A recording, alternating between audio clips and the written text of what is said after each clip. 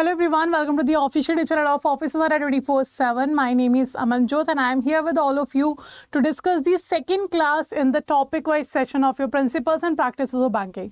So first of all, a very good evening to all of you, and those candidates who have joined us here already, do share the session with your friends and colleagues who are preparing for the same JAIIB exam 2023. So let's start the session. Before starting the session, I will inform you all that at 7:30 every day we are meeting for the principles and practices of banking, and 8:30 for the Indian economy, Indian financial system. Both will be for English medium candidates. Okay. Now, in the last class or the first class of our topic-wise coverage of the syllabus of PPB, we have discussed the chapter 41 part 1. In the chapter 41 part 1, we have discussed what is Indian financial system, just the overview. As you know, there are 4 modules. Out of 4 modules, the module A and B both have around 60% weightage in your paper. So that's why we are starting from the module B, and the chapter we are covering right now, that is 41 chapter. Okay, so let's start. Before starting the session, if you are new to the channel of Officer Adda, do subscribe to the channel and press the bell icon. Okay, so let's continue. So first of all, this is our paper 2, principles and practices of banking, and it has 4 modules: general banking operation, functions of banking, functions of banks, banking technology, ethics in banks, and financial institution. Out of these 4 modules, we are covering first module B and chapter 41. So you can understand here, these 2 modules, A and B module of your PPB, these 2 modules cover around 41 units. Okay, there are 41 units in module A and B. That's why they also have a more weightage in your exam. So let's just start with the topic, that is 41 chapter, and that's a self-help group. So we are discussing 41 chapter, and that is your self-help group chapter. Okay, so we are discussing which chapter? We are discussing self-help group chapter. So let's start. In this particular PPB subject, as we know already, principles and practices of banking, we are discussing about the self-help groups. So in the last class, we have discussed what is self-help group. Okay, what are the needs of having a self-help group? Apart from that, we have also discussed that reasons for introducing self-help group and how these groups are working, and we have discussed certain 2 questions on that particular content. Today's similar pattern we will be covering. We also discuss the sources of funds, which are available for the self-help groups. Now in today's session, we are going to discuss forming self-help groups. Now, how the self-help groups will be formed, what are the eligibilities, what are the dimensions, or what are the indicators that we have to focus on while forming the self-help group, that we are going to discuss. So you can see the group formation, the self-help group formation and management is done keeping in mind a certain guidelines, and those guidelines cover these all. First, number of members. While you are forming the self-help group, first thing is very important, like how many people can join that particular group. 10 people, 20 people, more than 20, less than 20, only 5 people. How many people can join the group? That is a first eligibility to start a self-help group. That's a number of member. If I talk about second, that is family income criteria. Now, it's not like that each and every person, any person can join the self-help group. No, it depends. It depends on the annual income. Like, it's not possible me and Mr. Ambani both have the same self-help group. Obviously, first criteria of having the self-help group is that it is for the persons who are related to the weaker section, the persons who have the disadvantage they are not getting advantage of the society, they are not getting advantage of the financial system. Those people who do not have financial support, they form the financial self-help groups, so that they will be helping each other financially. So it is very obvious who can join the particular group. It depends on the family income. So family income criteria is there. Apart from that, subsidy eligibility. So we know subsidy is simply a financial assistance. What is subsidy? Subsidy is a financial assistance that is provided by government to the different weaker section of our society or vulnerable groups of our society. So when it comes to the self-help group, the self-help group has is providing a subsidy to the particular sector of society, to the particular group of the country, right? Now, apart from that, management of groups. Like, who is going to manage the group? Who is going to become the management or we can say administrator of that particular group? Because if there are number of people, it means, and all the number of people will have different mindset. They will have different, we can say they have different perspective to look at the things. So that's why the management of group is required, because when there are different people or there are more people, the more management is required. Okay, now apart from that, restrictions on the membership, like who can become member, at what condition member can be decided, that restriction we'll have to see.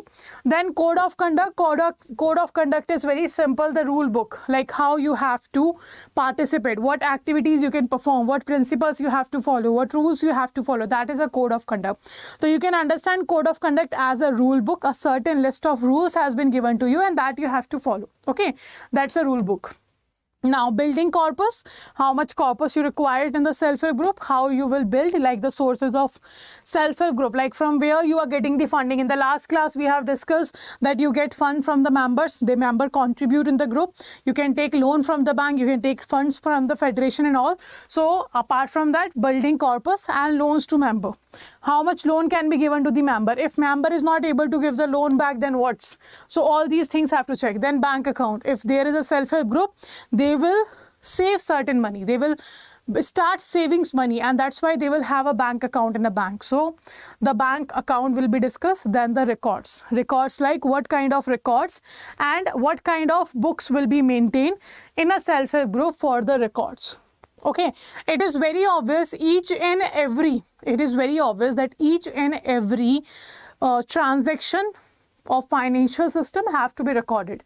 Similarly, when there is a 10 or more than 10 people, 10 to 20 people are there in the group, you have to maintain records, like from where you have taken loan, to whom you have given the loan, how much interest you have to get, etc. So that's why the maintenance of record is very important. All these are the points that talks about how to form the self-help group.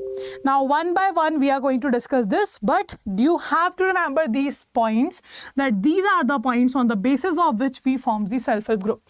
Okay, now let's start with the very first guidelines that forming self-help group, that is number of members. So you know, I have told you that in the joint liability group around 5 to 10 members will be there, but in case of your self-help groups, around 10 to 20 people will be there. Okay, in the self-help group, 10 to 20 people is required. But if we are talking about a specific area, like the area, desert, hills, etc., in that situation, just 5 members can also form the self-help group. So you have to remember how many members are required to open the self-help group. First, 10 to 20 people are required, but in certain difficult areas, only 5 people can only do what? They can start their self-help group. So do remember the number of members which can be there. One question can be asked from here, like how many members can be, how many members or how many persons can form a group or can form a self-help group in the difficult areas like desert or hill areas, etc. So these two numbers are very important. Okay, now second, family income criteria. So if we talk about family income criteria, generally all members should belong to the families that is below poverty line, because we are providing the self-help group services to those people who are not capable of taking a loan from the bank or paying a high rate of interest or providing a collateral or etc. Okay, that's why the person or the families who want to join the self-help group, they have to be belong to the below poverty line. If necessary, if it is a requirement as per the condition, maximum 20% and exceptionally up to 30% of members may be from families marginally above the poverty line, that is APL, above poverty line, continuously with the BPL families. So what we are saying, who can form this particular group, which family income should be treated here, that if it is very obvious now, you are not going to provide the services of self-help group to the person of, let's say, you are not going to provide to the government employee because he is already paying an income tax. You are not going to provide that particular services to those persons who have already earning 10 lakh or more than 10 lakh in a year, because they are already capable of taking the loan by paying a high rate of interest by providing a collateral. But yes, there are certain people who are not capable of these things, like the below poverty line persons. So that's why this group will be formed by the mainly below poverty line criteria family income. But yes, if required, if necessary, 20 or in very rare case 30% members can join from the above poverty line families also. Okay, now apart from that, the third condition we have here, or I can say the third criteria or guidelines to open or to form a self-help group, is subsidy. Okay, so subsidy eligibility, only BPL members will be eligible for the subsidy. You can open, or we can say we can add the members in the self-help group from the APL families, but the subsidy will only be provided to the BPL family members. And what is subsidy? The financial assistance that will be given from the side of the government to give you empowerment. Okay, that's your subsidy eligibility. Now, if we talk about management of group, who is going to manage the group and how it will be managed? So, BPL families must participate in management. If we talk about the management, or if we talk about the exploitation, we have seen that those people who already have money, like the money lenders, the sahukar, the landlords, zamindars, they always try to exploit the persons who are below them. And they do not get any kind of decision making authority, that they cannot be able to give their own decision, they can give their suggestions and all. But no, in case of self-help group, the management of group will definitely will including the BPL families. They should participate in the management, they should participate in the decision making criteria. Not entirely in the hands of APL families, APL members not to be office bearers. Okay, so it is very obvious, if the APL family members are there, obviously they are more financial, they are more in a more better financial condition in comparison to BPL families. So they want to have a authority on the group, obviously. But no, you can't do that. If the family members are there, BPL, they will get the participation in the management as well as the decision making process. Okay, now restriction on membership. Now, what kind of restrictions are there? Which person can become the member or which cannot? So you can see here that self-help group, not more than one member from the same family. It means, if let's say, for example, in my family, I am already a member of a self-help group, my brother, my father, my mother, or any other, my family member cannot be able to join the self-help group. Not another self-help group, even my self-help group, they cannot join. So from one family, one member can be eligible. Apart from that, if I am already a member of self-help group, I will not be allowed to join another self-help group. So it is very obvious, one person can join one group, one self-help group, and in one family, only one person can join the self-help group. These are the two conditions, or I can say restrictions of the self-help group membership. So you can see self-help group, not more than one member from same family. Second point we are saying here, a person not be a member of more than one group. So these two conditions are there. Okay, now next. Code of conduct, that's a part of your ethics also. When you're going to study the D module of your principles and practices of banking, you will study the code of conduct also. That's a kind of a rule book, the certain rules regulation. The group should devise group management norms to bind itself. Okay, so certain kind of guidelines should be there to bind a group. It is required. Now, the building corpus means it should build corpus through regular savings contributed by the members. So if I talk about the corpus is not only coming from the members. It also comes from while taking loan from the bank. It also comes by taking funds from the federations and all. But yes, if we talk about the self-help group, the mainly, or I can say the primary source of getting funds is to make the members save their money. And that's why they will have a bank account. So that's what we are talking about in the building corpus. The corpus will be built with the regular savings of the members of self-help group. Okay, next. Next we have loans to member. Now, corpus fund should be used to advance loans to the member. It means whatever contribution the members are doing in a self-help group, that fund can be used to give loan to the members of your self-help group. Okay. If you need more than that loan, like if the sufficient corpus is not available with the bank, with the group, they can take loan from the bank. Now, bank account. To have a group's bank account, preferably in service area bank branch. Okay, it is important while you are having a savings in a group now, so you will have a bank account also. Now, the most important part, records. One question can be asked from records also. So it should maintain simple basic records as minute books attendance register, loan ledger, general ledger, cash book, bank passbook of the group, and individual members passbook. So these are the documents, or we can say these are the records which are mandatory to be maintained in the self-help group. Now this can be asked that which of the following records cannot be maintained, or which of the following records have to be maintained by the self-help group. This is what the records are talking about. Okay, next. Now this is the way of forming the self-help group that we have discussed. Now do remember each and every point. That is very important, because when you are forming the self-help group, certain guidelines you have to follow, and that's the whole guidelines we have discussed today. Okay, now let's start with the certain question. Let's practice certain question. As you can see, the question is asking from the records point. Okay, from the records guidelines, one question is there. Maintenance of which of the following books register is not compulsory for self-help group?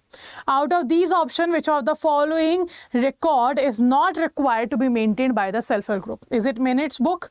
Is it savings and loan register? Is it visitors book? Is it members passbook? Let me know. A, B, C or D?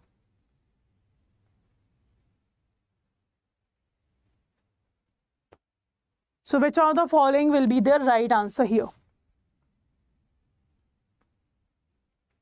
So we have discussed, obviously minutes book should be there. We have just discussed that savings and loan register which should be there. Apart from that, members passbook or groups passbook should be there, but not visitors book. Visitors book is not required to be maintained. So the record which is not compulsory to be maintained by self-help group, that record will be your visitors book.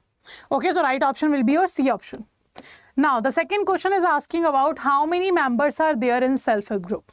So, 5 to 10, 1 to 5, 8 to 10, 10 to 15. Okay, there is certain mistake.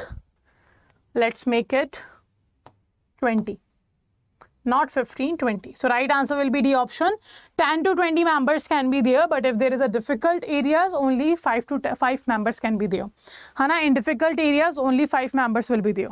Now, which of the following is true in context to self-help groups? In case of self-help groups, which of the following is a right contact? Right statement. A, B, C or D? First is saying self-help group is an unregistered group of less than 20%. Okay, second is saying members are from homogeneous class who come together for addressing their common problems. So which of the following you think is statement is correct? Only A correct, only B correct, both A and B correct, or none of the above? So if we talk about self-help group should have 10 to 20 people. Less than 20 people should be there. Then it will be okay if this is unregistered. If more than 20 persons will be there, you have to register. So the first statement is definitely correct. Second is saying members are from a homogeneous class. That is obviously true. Who came together for addressing their common problem. That's a financial problem. So the second statement is also true. So the right answer will be both and two are the true statements in context of your self-help group. Clear? So the right answer will be your both A and B. So this is how we have discussed about the self-help group. Like what is self-help group? We have discussed what is self-help group, the need of the self-help group, the reason why we have introduced the self-help group. Second, we have discussed the sources for the self-help group, like from where you are finding the sources of funds for the self-help group we have discussed. Apart from that, today we have discussed the forming of self-help group, how to form the self-help group, what guidelines have to be followed to open a self-help group, that we have discussed. Now, if you want to get the whole conceptual classes and everything which is required to enroll, you can see, go to the Adda 24/7 application website.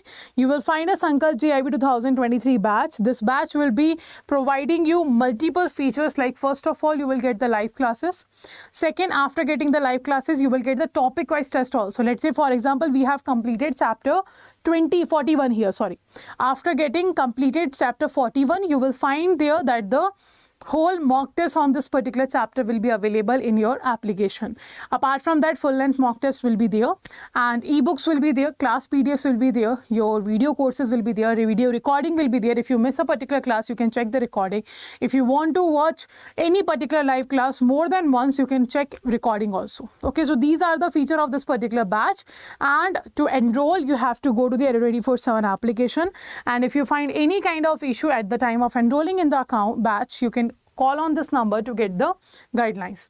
Now, how to enroll? Just you have to go to the Adda 24/7 application. If you haven't downloaded it, do download the application, because 1% additional discount will be there. And then you have to go to the JAIIB CIB section. Click on the JAIIB October 2023 product or JAIIB Mahapack. Do read all the details. So this is the batch available. If you want to go with the individual batch of AFM, that is available. If you want to go with the individual batch of Indian economy, that is also available. And if you want to go with the whole batches, just click on there. Whole subject batches. Do read all the details, and also this batch is starting from 19th of June. And how to enroll? Just click on the buy now option, enter a code here, that is PREP 80. Already it is there. So click on the PREP 80 code and you will get here 1% additional discount after enrolling here. By using the 1% coins in the application, you will get 1% additional discount. So around 37 something you have to pay here. Okay, this is the individual batch of your JAIIB, that is starting from 19th of June. Apart from that, if you want, you can go to the Mahapack also. Mahapack will be covering a double validity plus the 81% discount. And in this particular product, you will find what? You will find here the each and every product of Adda 24/7, like the ebooks, test series, live classes, topic wise test, video courses, recordings, etc. Everything will be available. So to enroll, just click on the JAIIB ka Mahapack. Do read all the details. Same process you have to follow. Click on the buy now option, enter a code here, that is PREP 80, and for 1% discount you can go and check application. You will get coins there, and 1% additional discount will be available. Okay, and if you find any kind of issue at the time of enrolling, this is the number it has given on the website also. You can go and call on this number to get the proper guidelines. Okay, this is the number, and the details what will be covered under the Mahapack already given here. Okay, still if you face any kind of issue, you can also ask on the by calling on this number or in the comment section. I will be checking your comment and answering there. Apart from that, also one important thing, if you are new to the channel of Officers Adda 24/7, do not forget to subscribe to the channel and press the bell icon so that all the upcoming sessions notification will be given to you. If you have any kind of doubt in the topic of self-help group, you can ask in the comment section. And also, let's meet at 8:30 p.m. for the Indian economy, Indian financial system. Okay, so thank you for joining the session and take care.